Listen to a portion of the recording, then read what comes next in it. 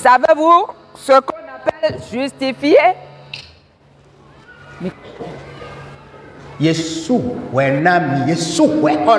On vous a justifié. C'est ce qu'on appelle justification.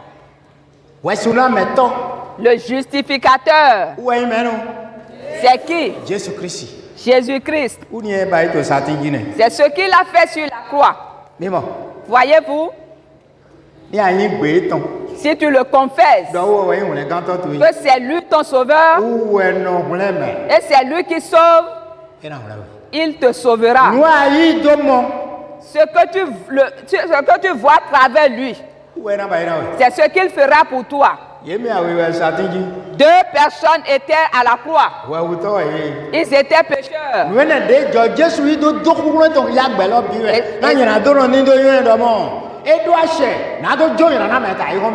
Et cela, cette chose qui s'est produite, Jésus-Christ a révélé par là qu'il a le pouvoir de pardonner effectivement sur la terre.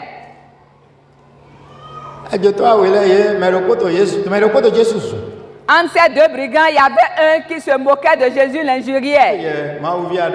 Mais toi, tu dis que tu es fils de Dieu. Et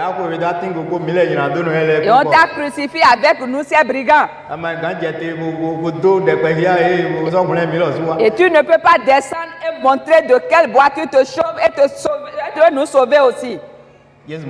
Jésus n'a point répondu. Et son second a dit, toi, tu ne crains pas Dieu. Le voleur est en train de parler à son second. Il lui dit, toi, tu ne crains pas Dieu. Tu n'as pas crainte de Dieu. Celui-ci n'a point péché. Si nous sommes crucifiés à la croix, cela est juste, c'est à cause de nos péchés commis. Mais lui, il n'a pas péché. Pour cela, Jésus, quand tu seras dans ton royaume, moi, souviens-toi de moi. Jésus a répondu à ce moment-là. Il dit aujourd'hui, toi et moi, nous sommes déjà dans le paradis. C'est ce qu'on appelle être justifié, ça. Jésus-Christ est le justificateur.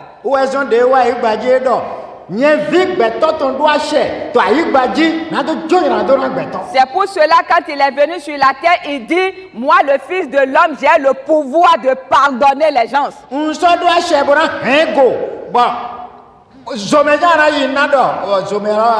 Et j'ai également le pouvoir de retenir le péché de l'homme. Et quand je dis que toi tu iras dans la géhenne, tu iras nécessairement dans la géhenne.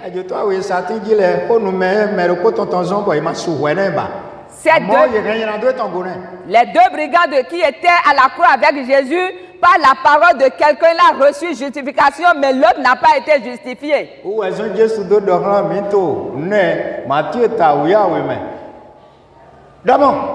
C'est pour cela que Jésus nous dit dans l'évangile selon Matthieu chapitre 12, par ta parole, tu seras justifié. Par ta parole, tu seras condamné. Que chacun donc reconnaisse Jésus. Et qui profère de bons propos de ses lèvres. Et qui reconnaissent donc le type de personne qui est Jésus et se soumettent complètement à lui.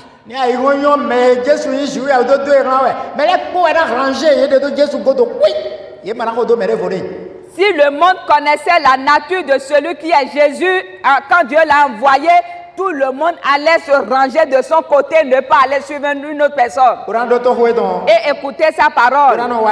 Et les mettre en pratique. En attendant jusqu'à son retour. Parce qu'il reviendra certainement.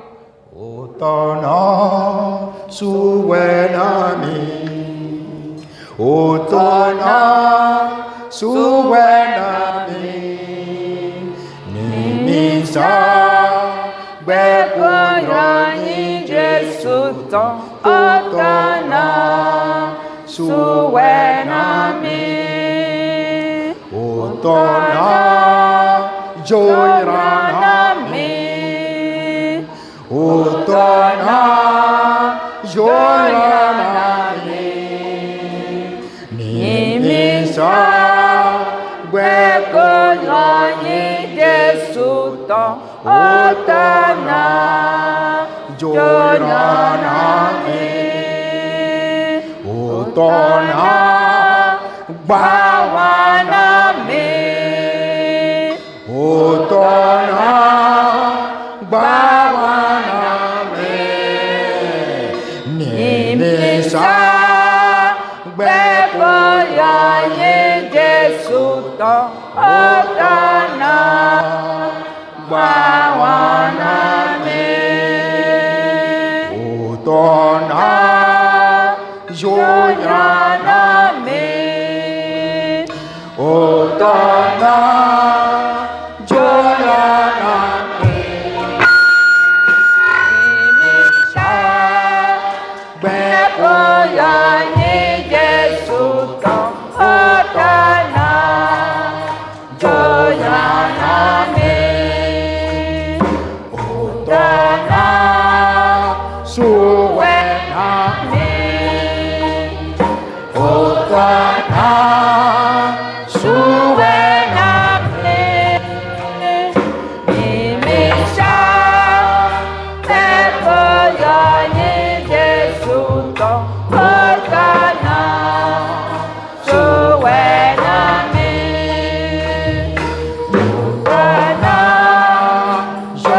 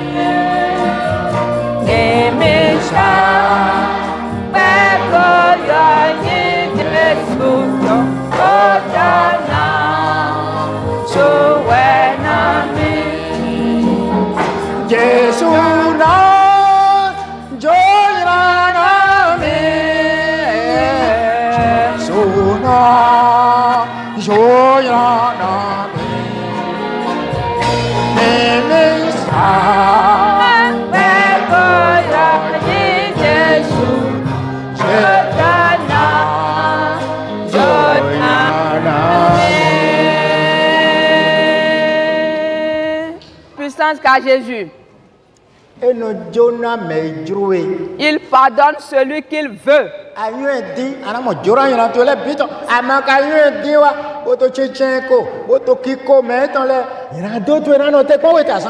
tu le sais chercher, tu auras la rémission de tous tes péchés. Mais si tu ne sais pas le chercher en te moquant de lui, tes péchés vont t'attendre au dernier jour. Mais pour les cadeaux, mais que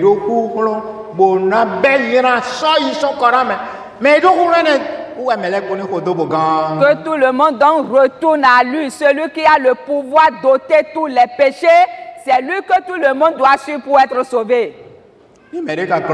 Mais si quelqu'un te trompe et tu te perds et tu ne le suis pas, tu n'as pas un autre avocat qui va intercéder pour toi. C'est seul Jésus. Il est seul roi. Le roi éternel qui n'a point de fin. Qu'un homme n'a pas établi. On ne l'a pas élu. Mais c'est son règne qu'il va prendre. Et va juger tous les hommes. Et tous ceux qui refusent de l'écouter iront dans le jugement. Et ceux qui ont refusé de l'écouter pour se repentir seront jugés. Mais tous ceux qui l'ont écouté, ils seront justifiés. Dieu a parlé à Moïse. Il dit, je pardonne celui que je pardonne. Gloire soit rendue à Jésus pour toujours. C'est pourquoi David dit, béni soit celui à qui Dieu n'impute plus ses péchés. Et seuls ceux qui sont en Jésus, leurs péchés ne sont pas imputés.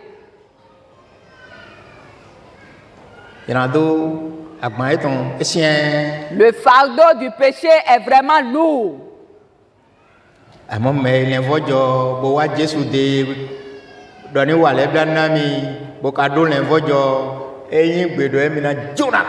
Mais seul celui qui vient vers Jésus, qui se repent et demande le pardon de la part de Jésus, il accepte pardonner tous ceux-là. Donc le jour où Jésus a été crucifié sur la croix, Jésus a démontré sa puissance là. Et au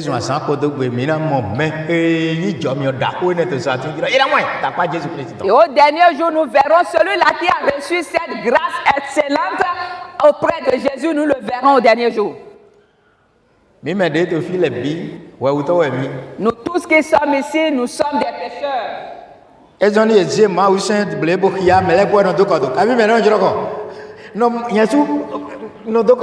C'est pour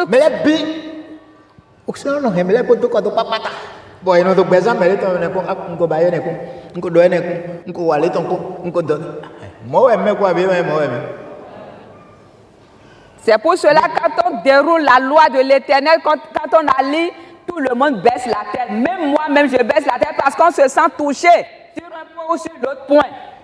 C'est bien, c'est ça. Ou bien c'est pas ça. Hein? Les blancs de Médiam Moïse de Satingo, ou paix, ou Mina Moïse de Jésus-Christ, nous mettons ma gandroko. Il y a d'autres qui étaient béton ma gandroko. Le même pardon qu'a reçu ce brigand à la croix, c'est ce même pardon que chacun de nous aura parce que quand il s'agit du péché, nul d'entre nous ne pourra lever sa tête. Et c'est pour cette miséricorde que nous sommes venus vers lui. Ou bien sommes-nous uniquement des justes? Mindo taragbe ni mi he Jésus Christ go kaka san ton wa bo to a oja ta soro mele mi na mojo mi o sianle ona be gigo na yin ton ta san ni. Nous avons la chance si nous attachons fermement à Jésus jusqu'au dernier jour, alors nous serons dans la joie parce que nous serons parmi ceux-là qui auront cette grâce pour entrer dans le royaume. Jésus bénira chacun de nous. Donc nous irons prier.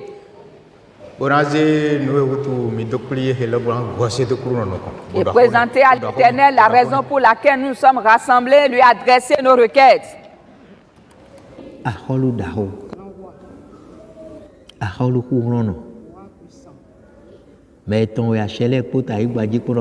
Celui à qui appartient tout pouvoir sur la terre ainsi que dans les cieux. Tu es digne d'action de grâce. C'est toi qui es digne de gloire. C'est toi qui es digne de gloire. C'est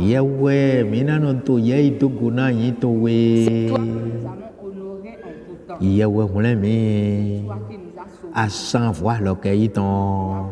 Le sacrifice expiatoire qui a veillé. Seul sacrifice. Que nous comprenions. David et Paul de Paul dit. Il y a deux coupeaux à bomber au podji. Le péché est venu par un seul homme. Adam. Adam. Bon, Jonah, il y a un ton pour bepo so à bomber au podji. La vie également sont venus par une seule personne, un seul homme.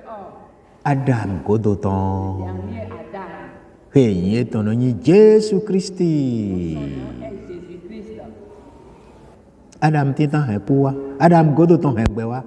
Le premier Adam a produit la mort, mais le dernier Adam a amené la vie. Égou mais maïs c'est mon. Celui qui n'a pas cru a raté. Toli de hodo Adam ton Jésus wa na do bese pata ati de hodo de milo sous les walets. Parce que c'est la malédiction d'Adam que Jésus-Christ est venu emporter ainsi que nos malédictions aussi.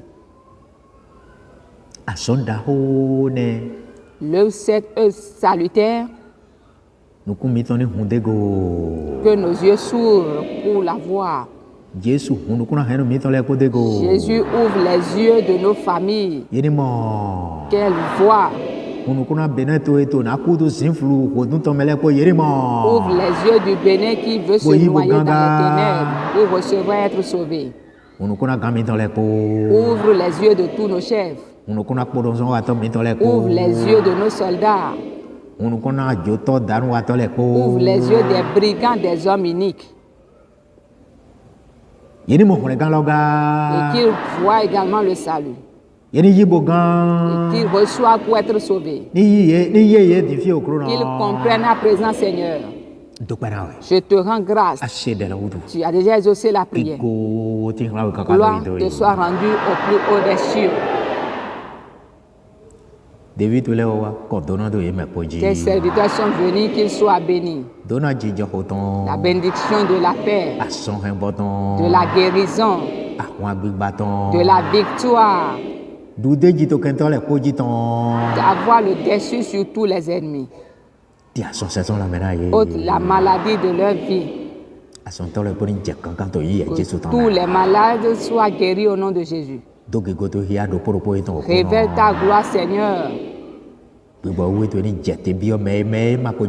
ton esprit descende dans la vie de ceux qui ne l'ont pas encore reçu. Afin qu'ils soient tes serviteurs en esprit et en vérité. Je te rends grâce. Car tu as déjà exaucé. Et tu l'as déjà accepté. Tu l'as déjà fait. Au nom de Jésus le Sauveur. Amen. Alléluia. Alléluia. Alléluia. Alléluia. Nikpa gigona Jésus. Gigo.